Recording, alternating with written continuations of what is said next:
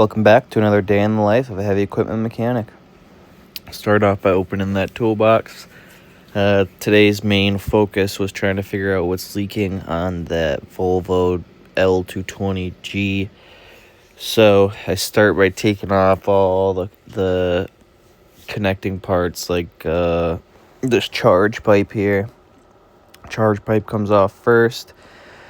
It's got those two V-clamps and then just that bolt supporting it on the bottom there. So I got that off, moved out of the way.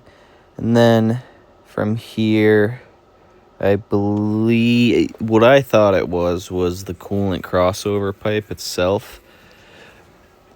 But when I took it apart, I was smart enough to smoke test it while I had everything off. And obviously, I began with smoke testing it to begin with, just to maybe see if I could see where it was coming from. And it was kind of like in a jumble of hoses and crossover tubes and stuff. So smoke testing it after having the charge pipe off and this pipe here off, didn't really help. Had to order that new hose since the lining's all tore up. But like I said, so that's the Autoline Pro, I think it is. It's been all over Facebook and Instagram and stuff. So I ordered one, and they're actually a pretty good smoke machine for how much money you're paying for it. I was honestly really surprised. So then this is me just popping off that water pump because I want to look at the gasket that seals the water pump to that crossover tube.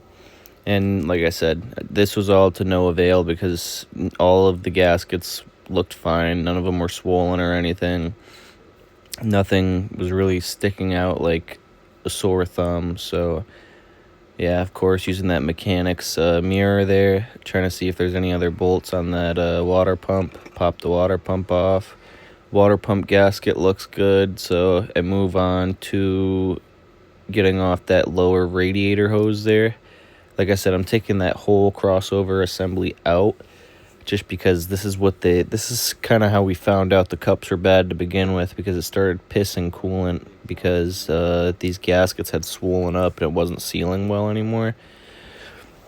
So the biggest pain in the ass about this was there was a bolt that wasn't visible, so I had to use my little ratchet, and it ended up being a nightmare. It took me so long to get that fucking bolt out.